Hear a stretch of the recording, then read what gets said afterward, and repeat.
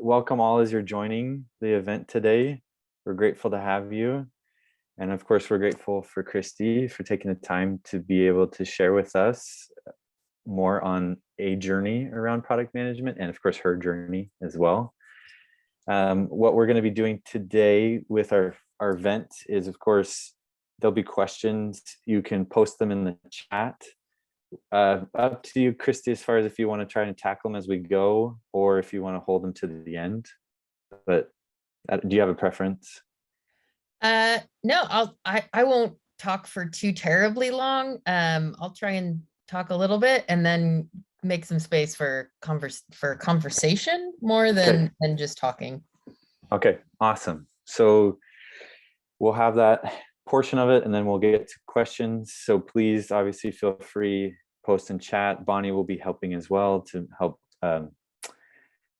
to moderate the questions as well. But we're very grateful you made the time to come today. I'm Rudyard Hopkins. I've been a part of the mentor group for the Product Hive organization for actually about 5 years now. And it's evolved. It's been amazing. And we're grateful to have every person here present or have come and present, including Christi. Also joined with Bonnie, and Bonnie is the lead for the team of the mentor group at Product Hive. So thank you, Bonnie, for helping to create this. Okay, well, let's go ahead and get started with the event today. So welcome everyone again to the event, How to Get into Product Management with Christi Wruck. I'm again Rudd Hopkins from the Product Hive organization with the mentor program, and excited to be here. So I'll just jump into a little bit about Christi and turn time over to her. So this is a little bit of this is an awesome experience, not just to have Christi, but Christi and she is a product leader at the organization I'm a part of. So this is really cool. I'm grateful for the opportunity. So Christi has had a tremendous and somewhat, you could say, eclectic career, which is awesome to say. It adds a lot of depth. And I've personally seen that in our organization, but Christi's experiences, you may have read already on the bio on the event. She spent time as a wilderness ranger or fighting wildfires, part of like a hand crew, right? And that was, I'm positive, a defining experience for her. And after doing that, she actually jumped into film festivals and spent a lot of time there organizing those and obviously helping great stories make it to the general public. And so after that time there, she has gone and been in product management for around a decade or so. And in the last 7 years, her product management focus, or the industry that she's focused on in product management, has been around ed tech. Some companies including Instructure and Karis, and now she is the VP of product at Western Governors University. And she's also the host of a podcast, which is very fitting for this topic today. But the podcast she's a host of is How to Get into Product Management. And so she can probably will share some more on that. And as far as those that are familiar with product management thought leaders, Christi is a big fan of those like Marty Kagan and Melissa Perry. And I've been, or at least at WGU, we've had the pleasure of working with Christi, or having Christi as our leader for the last about 6 months. And it's been incredible to see her impact, not just, of course, prior to WGU, but here at WGU, there's some tremendous things going on. So I'm grateful, obviously, for Christi to take some time to share with myself and the rest of us more about just product management, of course, how to get into it and other insights. So Christi, did I leave anything off? Nope. That's my weird life. And I will say too, is that the fact that diverse backgrounds make you even better, right, at what you choose to do, right? So there is no pedigree for an awesome product manager. but the fact like you're going to share is more about the skills and mindsets. Yeah, I've been in product long enough that most of my peers came to product differently, because product management in software hasn't necessarily been ubiquitous across the country for terribly long. I think it's definitely existed in some of the more high tech areas like San Francisco, Seattle, for longer than it has in places like Utah. But I don't know very many people locally who have been in product for longer than 10 years. So most of the people that I talked to over the years, how did you get started in product? It all kind of happened the same way for us. We were some kind of an IT project manager, or working really closely with software development in some way, where people kind of recognized, hey, that engineers don't understand why they're building what they're building, and we need to get somebody to help them understand that. And so you kind of get plucked and put on these engineering teams, and they're working on some feature, and then you're supposed to help them understand why and kind of put together a roadmap and a plan. That seems to be the most natural way people get there historically. Right. And in its way, it's kind of like your skills are recognized and others recruit you to start doing or thinking right in that way. Yeah. I have a bunch of questions. I don't know if you want to jump into a little bit of what you were thought of or best to prepare for. Okay. So obviously this is the topic, right, on how to get into product management. Like you were just sharing, Christi, it can or might look like a number of different things for a number of different people. Like we shared a little bit, of course, your background has been and is an awesome asset to you in sense of how did those experiences that might seem like far apart, like being in firefighting and also obviously film festivals, how did those become influential for the choice of tech? And it may not have been in product management at first, but just into tech and then eventually into product management. How do you feel like those like gave you traction? Well, in terms of tech, there was no tech in the Wilderness Ranger, right? Wildland firefighter life of mine. I mean, that was back before cell phones. I am dating myself. So we didn't even, I mean, there was no connection whatsoever when I was in the wilderness. That said, I mean, you gain things from every job. I have no regrets on that job.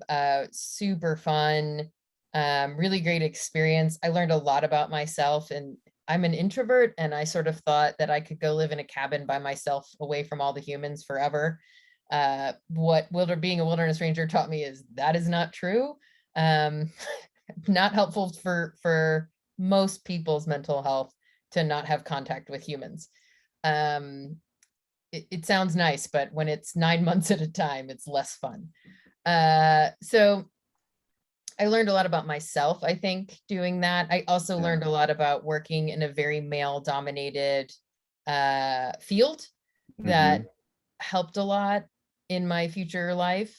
But the film festival thing is kind of bizarre. So I decided, I'm tired of being a wilderness ranger. I want to have like a pet, and like I wanted like kind of normal, stable life. So I started working at a theater, a performance theater, and the woman who was the creative director was on a board that was trying to start a film festival, and she and I clicked, and so they just kind of brought me in to help.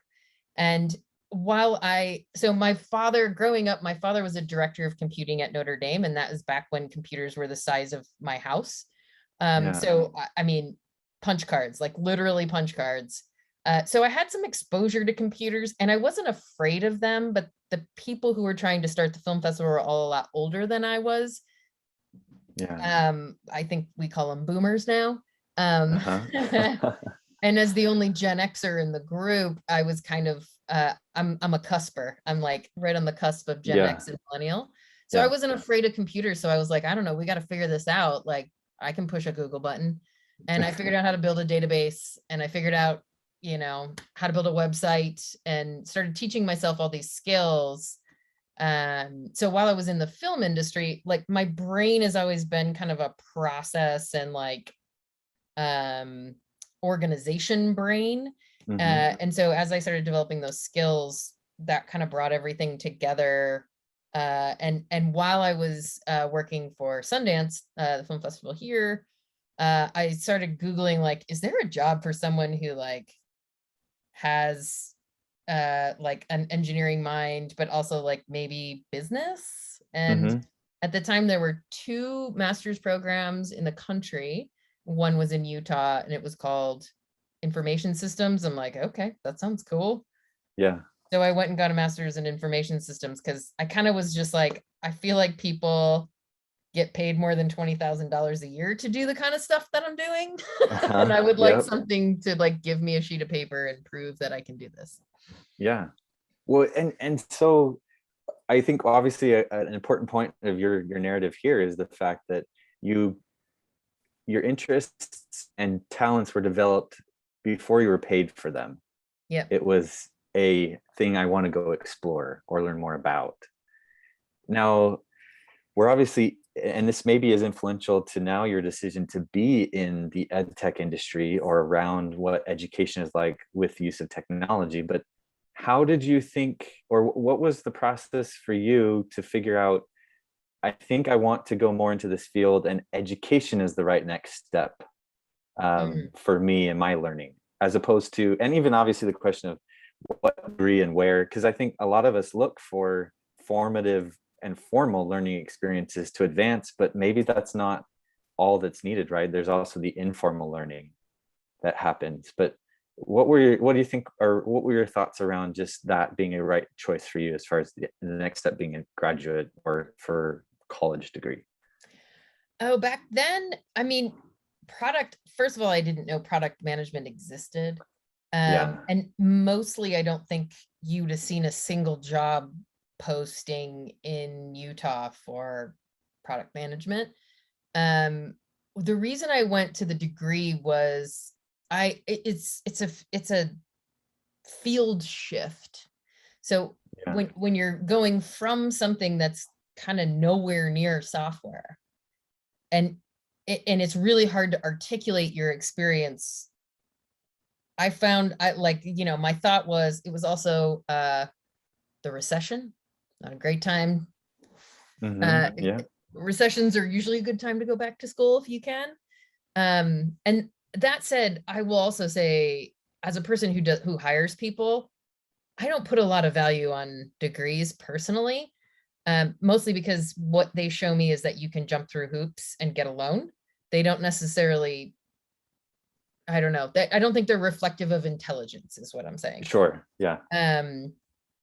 But I think the world is changing a lot. So we're talking about a decade ago.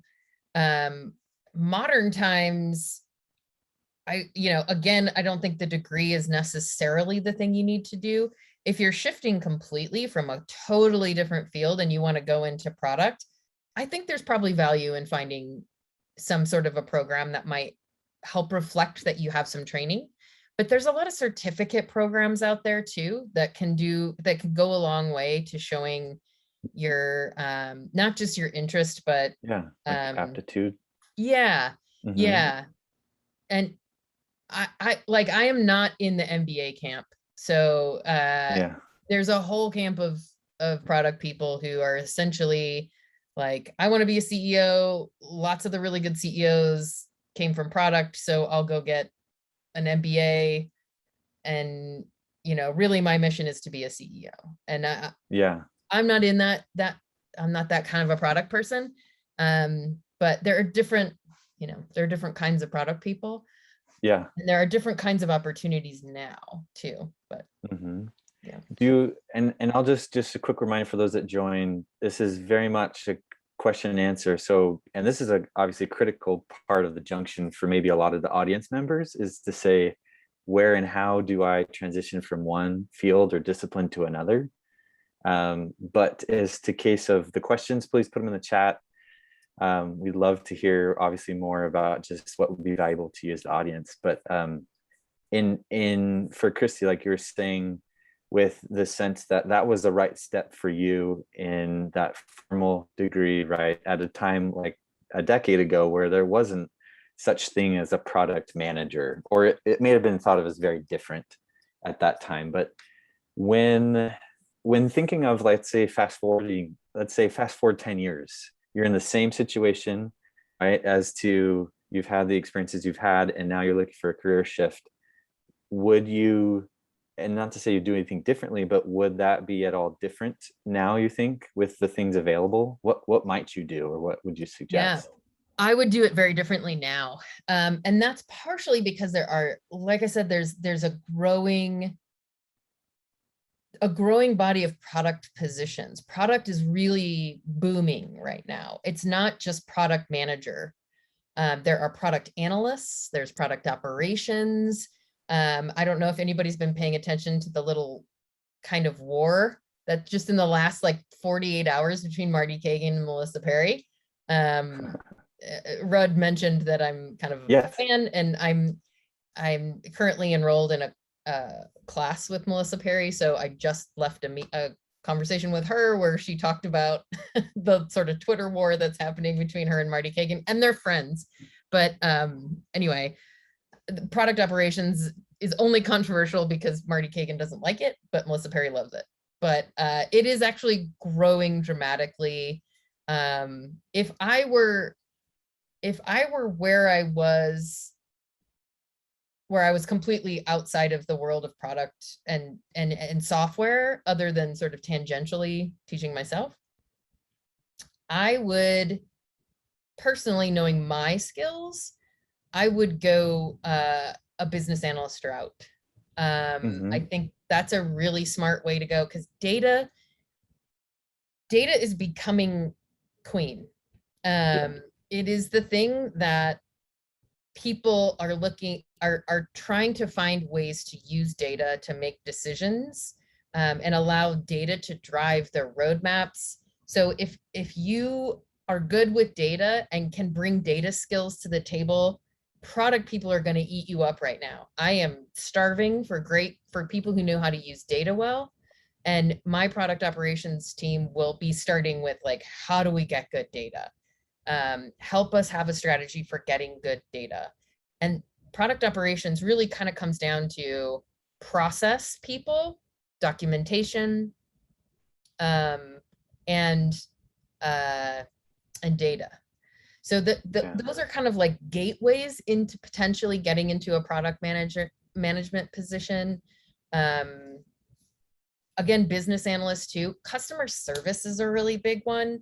And QA, those are two places where I have pulled people before into product from those, because those are people who care and know a lot about the customer. So in terms of getting into product management proper, my experience is people who have good relationships, either from support or customer service, usually have a lot of understanding of the product. So that's a nice way to be able to get into a product position, is you already know the product backwards and forwards, and you know what the users kind of want.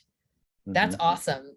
I will personally, and I think this is not universally true, but you will find it to be true, that if you have those skills, if you're like, I'm not going to go get a degree, I'm not going to go learn a totally different skill set. If you already know the product and you know the people, you will find that product leaders will train you in the skills that you need to be a good product manager. But that's a great place to start from, because you're going to be able to very quickly provide value and help people see where they could be going. Right. No, right. To say is, you're already thinking like one before you're formally one. Well, that's an itchy brain, and that's another. Yes. I'll talk about that on my podcast. Itchy brains. You have an itchy brain if you get into a car and you immediately start going, "Why is this here? Did they even talk to people? This shouldn't be here." That is an itchy. Yeah. And well, and we have a question, and it's somewhat related there, but the fact about not being in product, but some skills to do product, how do you get a foot in the door? Mhm. Um, there are, well, I mean, I think of a number of things, but the fact being is like, even from the viewpoint of a leader, right? Recruiting talent, you might have said those, but maybe just iterate and Yeah. to that fact. But what do you think that aspiring product managers should be make sure to make available or aware of in their leadership or for their leadership? I have 4 things. If you want to get into product and you're already in a company that has product and you want to like, how do I let them know? How do I get that foot in the door? Establish credibility. Make sure that they know that they can trust you. And there's a lot of ways you can do that. It kind of depends on where you are, what your position currently is. Just start to build a relationship with someone in product and make sure they know they can trust you. And you do that by demonstrating competence in your current job. I think a lot of times people have their eye on somewhere they want to go, and they are not necessarily succeeding where they are. And that's not, you're not going to get recommended. You're going to have a really hard time getting to where you want to go. Mm-hmm. Communicate clearly. It's really important as a product person. If you don't have communication skills, start there. Start getting some training, start getting some feedback, because without good communicate, I mean, I don't want to say the job is communication. I will tell you, a friend of mine who is a product leader based in Budapest right now, he always says all product is speaking with authority. And to Mm-hmm. some degree, like, he's joking, but to Yeah. some degree that's true. If I don't trust you when you're speaking, you're not going to get the support of your engineering team. You're not going to get the support of the business. You have to be able to communicate clearly, concisely, and with knowledge. So communication is really, really important. And then also, if there is a product team where you're working now and you want to get in good with them, find out what their goals are and figure out how to help them achieve those goals. There may be ways in which you can see that your area could help product get what they're driving towards. People are going to take notice. I mean, if you're helping, I'll tell you right now where I'm looking at the business and seeing people that are really helpful to me, helping me get what I need done. And I'm trying to figure out ways I can steal them into product. Mm-hmm. Absolutely. Does that Do help? I don't know if that's exactly what you were asking, but that's like how my brain works. nope, that there are no right answers here, Okay. so to say. But I think you're absolutely right. And I think one thing that's been and had been powerful and is powerful for me and in my career journey in product management has been to realize that I am the product. Like their leadership is buying me to fill a need in their team, and they're looking at my feature set to see, does this fit this opportunity? How are my pains solved through that person, opportunity, position, etc. But is that, do you think, accurate in your experience as well, or maybe a little bit different? Or Yeah. how might, like, packaging ourselves, I guess, how could or might someone do that? So when it comes to, I think creating relationships in the business is extremely important. Yeah. Clearly with your cross-functional team, the engineering leaders, if you have QA, design, like those people, you have to get trust from them, or you'll never move anything forward. But more importantly, throughout the business, you're going to have sales, customer service, sometimes professional services, marketing. If you spend time getting to know what do those people need and how can I help move the needle there as a product person, Mm-hmm. really it's about spending time with them, getting to know them and listening to them, Yeah. making sure they feel that if they feel heard, I know this sounds like a crazy overstatement, but if they feel heard, you will get tons of support. I discovered this working at Instructure. I spent a ton of time with the people that were spending time with our users. I also spent a lot of time traveling and actually talking to users, but by spending time with the people who are engaged with the users and we're hearing constantly, I mean, support is all about, you're the complaint department, right? Yeah. You're only hearing the bad stuff. If you spend time with those people and they feel heard and they feel like, I know Christi has my back, that will go up. Like that, people will start that, you will get a groundswell of support from the people that you are listening to, because they're always going to be like, can we get Christi to work on our stuff? Because I know she knows our plight. Yeah. And that is more valuable sometimes, I know this is, I don't want to make it an overstatement, than delivering something. Because people will want you on their stuff. And that doesn't always mean you get the pretty stuff. I mean, sometimes you get the hardest stuff.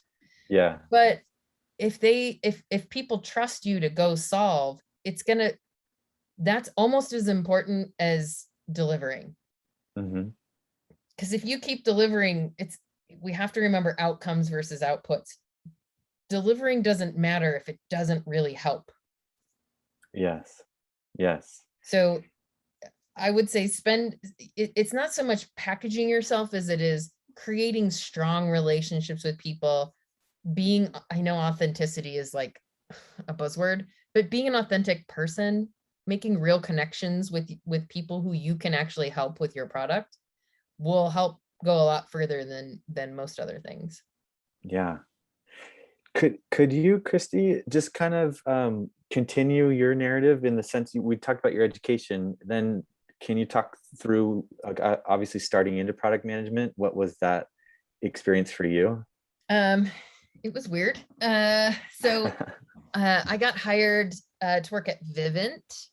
And at first, I honestly think I was hired because the director of engineering and the director of UX hated each other and wouldn't talk to each other. There was no product. They just hired me to kind of be a go-between. I don't even remember what they called me at the time. It was probably IT project manager. Did you know any of them at the time, like the hiring manager or anybody else, or you just applied? I applied while I was in graduate school. I applied to every position I could find that said something like, I applied to business analyst positions. I don't even remember. It's been a while, but I applied to a million positions. And the guy that I interviewed with was the CTO, and we hit it off, and we are still good pals, actually. Oh, cool. Okay. But yeah, so I kind of got into that to be a mediator, and while I was there, I discovered product management and started doing a bunch of self-training. Yeah. Like going to training, finding stuff. The Cooper School was a really cool school that used to exist. But I started focusing on what is user experience was like not a thing. Those words were never uttered. And then within about 3 or 4 years, it was like every single billboard said UX on it, like between Provo and Salt Lake. Yep. Hiring for UX. So yeah, I worked there for a few years. And then the thing I always say is people move into ed tech from fintech because it's, and Vivint wasn't fintech, but it was, I built the sales tools. Okay. And ed tech is a nice place to go if you don't want to work 24/7 all the time. When I quit Vivint and moved to Instructure, my boyfriend at the time said, I feel like you just quit 4 jobs and got like half of them. So there's, well, and that's maybe something to kind of bring out, like as far as someone's effort for the field is like, there are very different industries. Like a product manager is not just one industry. There's a question here from the audience about completely different non-tech industry.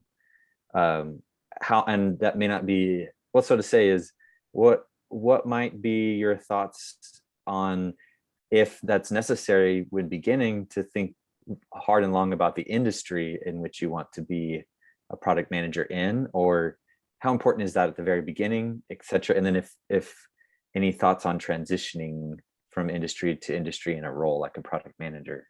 The industry thing is a real noggin scratcher. I have an episode I haven't posted yet with a product marketing guy that he talks about this a lot. You don't necessarily realize when you take your first product management job that you may have just pigeonholed yourself into an industry. It doesn't mean you can't switch industries. I get recruited all the time for fintech, and I'm like, what are you doing? I don't, that wrong person. Yeah. So it happens, like you can switch industries. I think a good product manager can switch industries because, you know, the job description is getting to know a market, getting to know users, you know, that doesn't change. The people might change, you know, the users might change, the market might change, but the function of being a product manager is relatively similar. The challenge, of course, is there's tons of regulations and regulatory crap in every industry. So whether if it's healthcare, you've got HIPAA, if it's education, you got FERPA, you know, and of course, fintech has all kinds of regulations as well. So there's lots of compliance and stuff that can be kind of a challenge. For the most part, I think that's relatively easy to switch. I think if you're talking across country lines, it gets more difficult because now you're switching industries. So if you're like, oh, I want to work in Germany, or whatever, somewhere in a different country, that gets a little harder because you're not only switching industries, but you're switching like cultural knowledge. So that can be really hard. But I only say that because I'm a big fan of wanting to live in a different country someday. So I'm always thinking about, I picked the wrong industry. And tech does not necessarily translate to other countries well. Right. No, sorry, keep going. I want to look at, can I look at some of the questions? Yeah, no, I've been trying to feed through some of them, but okay, please skim them and see if there's one you want to especially cover. well, just starting at the top, inspiring your team to help move projects forward is a massive challenge. Though I'm just real quickly just going to say, look at storytelling as a skill to help. If you can become a good storyteller, I mean, movies move people. Data also, like, oh my God, engineers love data. If you need to motivate your team, show them how they can potentially move a needle with data. But storytelling is usually the way that I think people get most inspired. So I would say work on presentation / storytelling skills. That's kind of been my way in the past. I feel like we talked about two a little bit. Yeah. How do you get to the next level if you're brand new? Have patience. If you're brand new, you're not going to the next level tomorrow. And I would also say, so in the industry right now, product is nuts. Like when I see people all the time, like senior product manager, 6 months experience. I'm like, what? Like it took me 5 years before I was given the senior product manager role. Because there's such a vacuum of product right now, it's really easy to get a bigger title if you want one. You can go to another company and get that bigger title. I promise that's possible. But I would ask, like, what's your motivation? If you're just title driven, do it. But I would say take the time to make mistakes. Be like comfortable where you are and make mistakes. Like if you're brand new, there are people that were probably creating a safe space for you to make mistakes. And those mistakes are way more valuable than your successes right now. I promise you. You'll learn a lot more from them than you will your successes. Extremely tight timelines and scope creep. What a nightmare. How do you support your team? It's really tough. I mean, if at all possible, I would say have conversations with the people who are dictating the scope and timelines, because you can't have both. You just can't. It won't work. You will get crap. As much as you can, I would try and have conversations with those people and try and help the people who are driving the scope and scope creep and timelines. I know it's not always rational because people are not always rational, but if you can try and find ways to articulate that this doesn't really work, you kind of have to pull a lever or two. Like we either reduce scope and hit the timeline, or, you can have both. If you have a PMO, they should be good at helping articulate that. I'm sorry, I don't have great, the answer is it's going to go badly. Yeah. And all you can do is like, I think it's really important, like with your team, to be honest about that. Be like, like you're not trying to throw anybody under the bus, but like, hey, this is tough, and I'm not going to sugarcoat it. It sucks. Let's do what we can. Let's find ways. Let's, to do our best. But that's a rough spot. Okay, sorry, I'm scrolling. What else we got? Fine. Best ways to learn how to be a good PM. I don't want to depend on being trained by my leader. Oof. That's tough. I would say there are actually a lot of good books and also really good Medium articles. Medium somehow knows I'm a product person, so they're constantly giving, I find a lot of really good product articles written by product managers who are talking about their experience. I think you get a lot of skills there, or you can learn a lot there that you can potentially put into practice. It's hard. Peers are, I think, can be great. Looking at skills matrices that are posted that people have, like, these are the skills that product has, and then picking some that you think you're weak on and find training to help your boss should support, like, hey, I think I have this. If you tell them, I think I'm weak on this skill, they should be willing to help you get training on that skill. If they don't, go somewhere that is willing. Hey, Christy. Hi, Bonnie. You mentioned hello. You mentioned that you have one of those matrices, and that might be something that we chatted about today. Like, I'm guessing people might be curious about that, but I want you to have a chance to get to the other questions too. Yes, while we're talking, I'm going to pull up and at least give you guys an idea of the topics, if I can find it. What's the next question? Well, I was going to add on there, Christy, to your answering like how to level up, etc. Obviously, as the point of this group about mentors and having mentors, finding them, etc. Maybe in that sense of, again, not being dependent on my immediate leader, but you obviously could and should draw on mentors throughout your career. How would someone go about it? And obviously, what was a little bit about your experience generating mentors? I've never had mentors. I would really like to. I wish I would have had mentors. Sorry, I'm still looking for my grid. Don't be afraid to ask for them. If you see somebody, even in, like, they don't have to be in your company. I actually have some product friends who were awesome and came to me and said, hey, I know you have a lot of product people in your org who are new to product. If they need mentors, give them my number. That's unusual. That doesn't happen normally. Most people don't go looking for someone to mentor. Yeah. But I think people who have experience would actually be excited for the opportunity to mentor. So I would say find people. It doesn't have to even be in your zip code. Like one of the mentors is on the other coast and is mentoring someone who lives literally they're bi-coastal, actually, now that I think about it. Find somebody. There's lots of product organizations. If there are ladies on the call, Women in Product, which is based in San Francisco, is an awesome organization where you can find somebody in that group, and they're all over the country, and say, hey, would you be willing to mentor me? And just use them as a consultant. Ask them questions when you come up against something.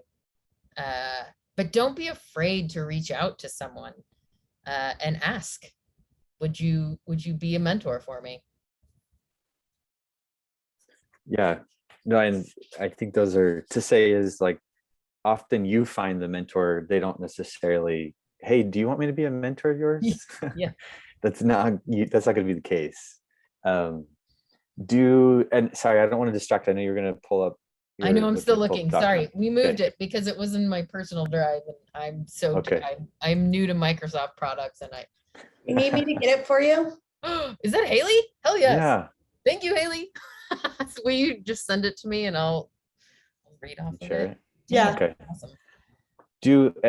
So just to look at the other questions, we kind of covered the second to last one about non-tech industry and the differences. After that one is a little bit to even questions on like structuring a resume or drawing a story, like they had mentioned. I know you mentioned a narrative to tell about yourself. Any thoughts there? Where's the question? I'm trying to find Just the second to last one. Okay. So it's a background not related to product. How would you go about structuring a resume and drawing a story across those in an interview? I think it's a good question. So different product positions are looking for different skills. If you're looking for an entry-level product position and it's a cold apply, I would look at the skills on the job description.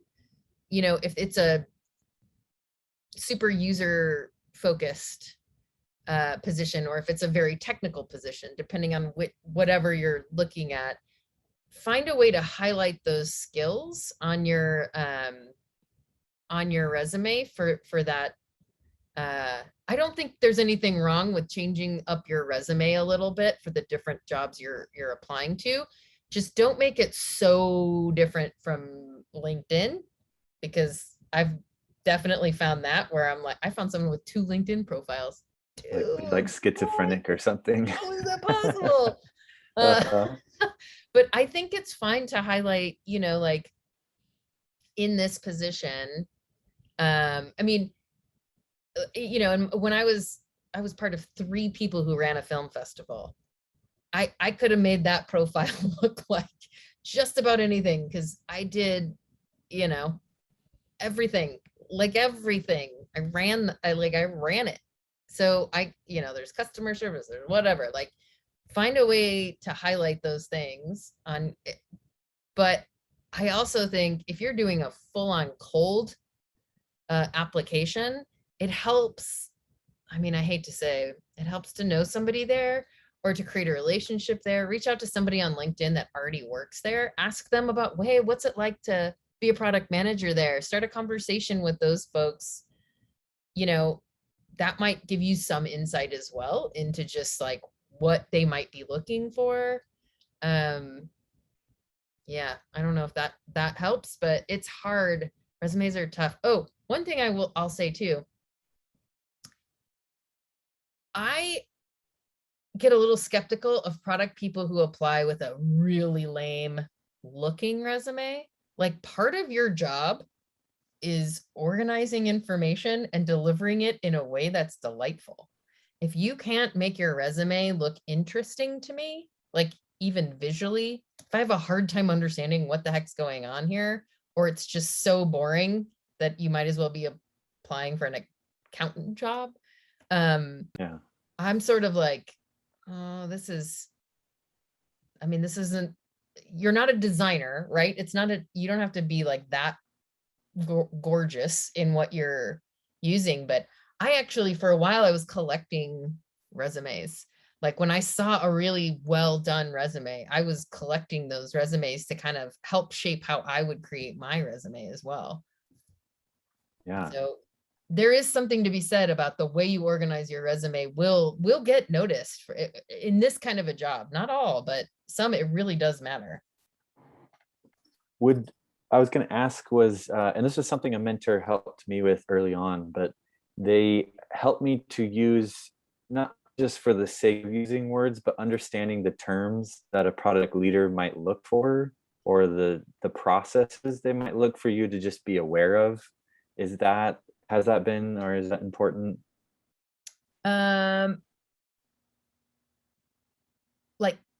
Like When- keywords?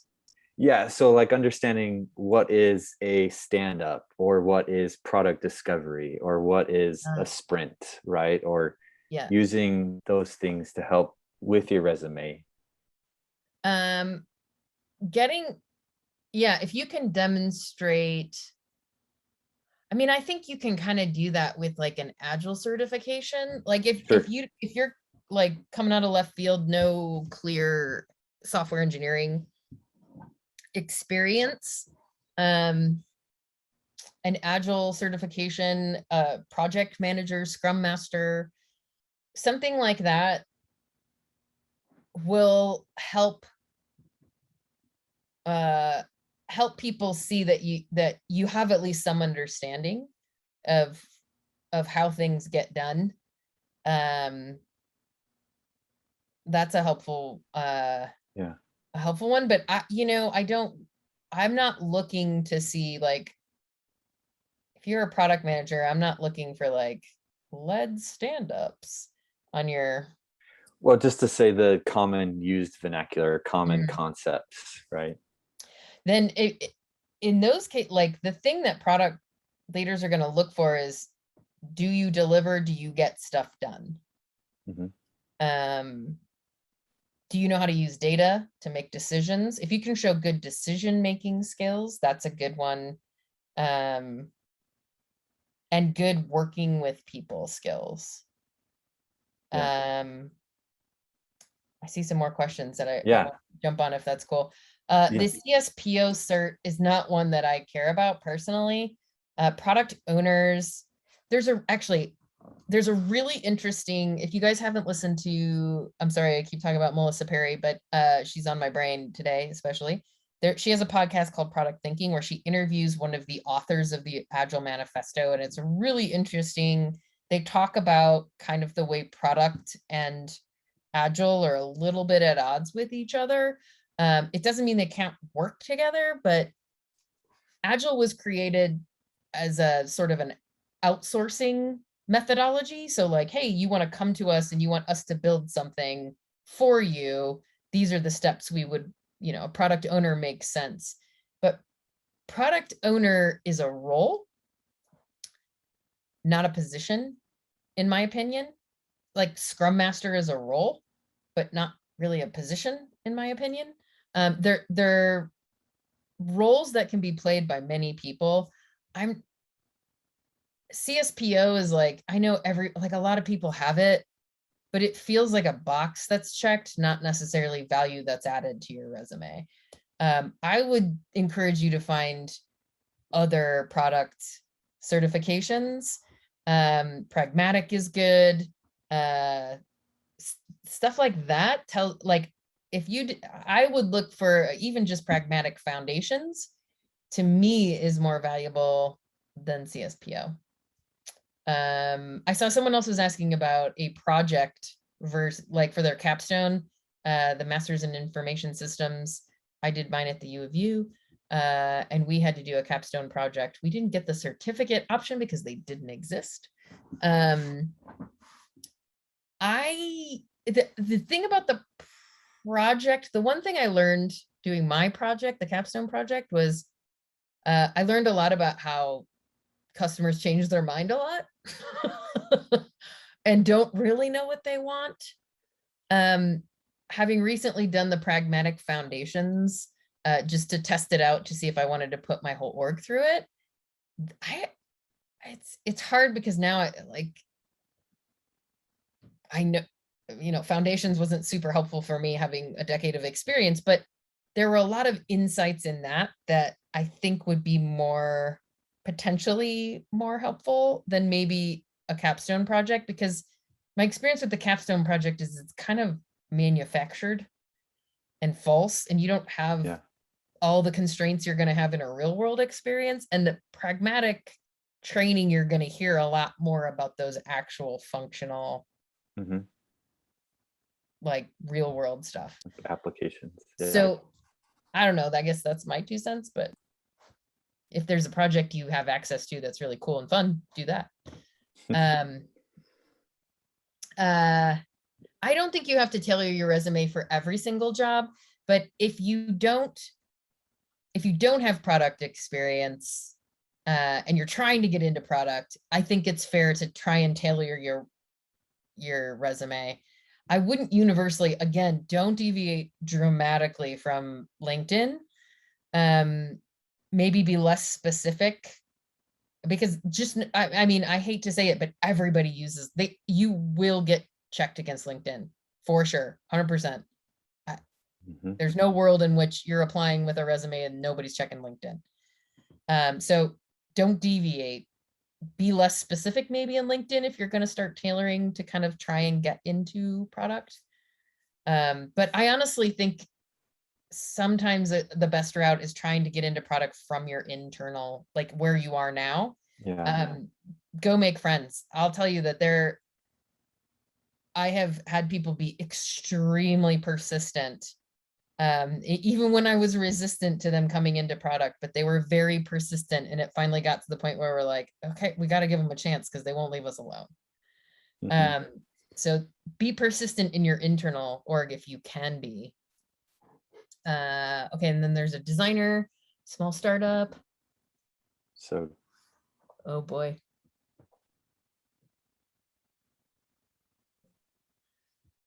Whew. That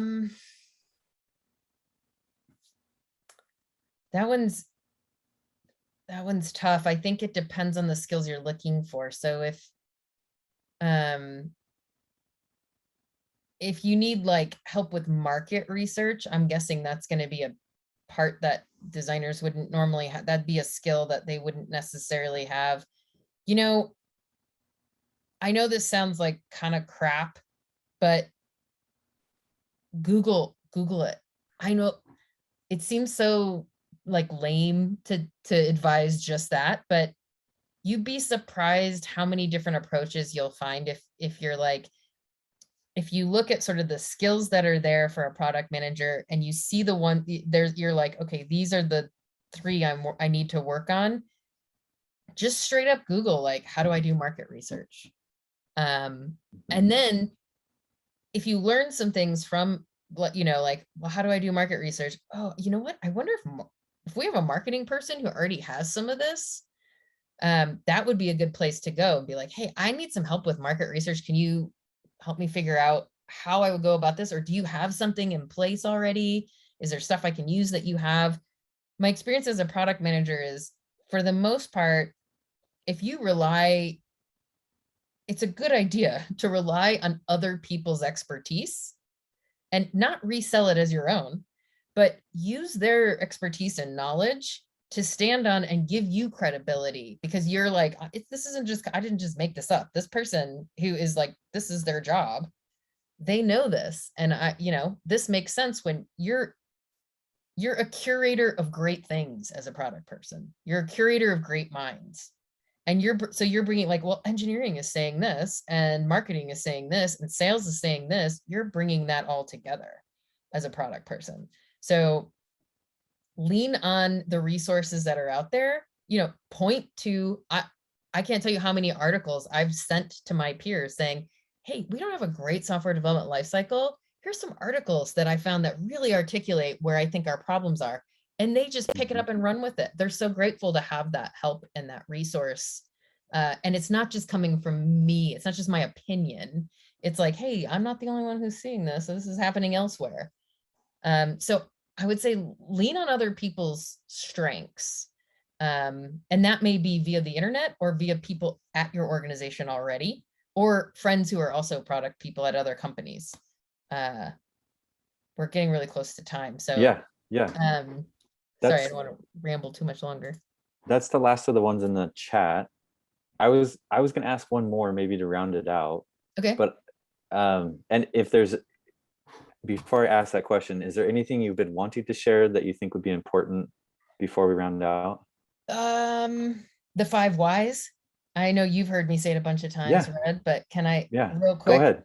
Let me just plug, if you're like the itchy brain thing that I was talking about, the way to sort of start forcing your brain to get to underlying problems, not presenting problems, is to ask 5 whys, which I know is like sort of annoying to everybody says 5 whys, but really challenge yourself in your everyday to think all the way through back to core problems. Sometimes I feel like product actually is kind of like a shrink, because problems present themselves as symptoms usually, but there's almost always an underlying problem.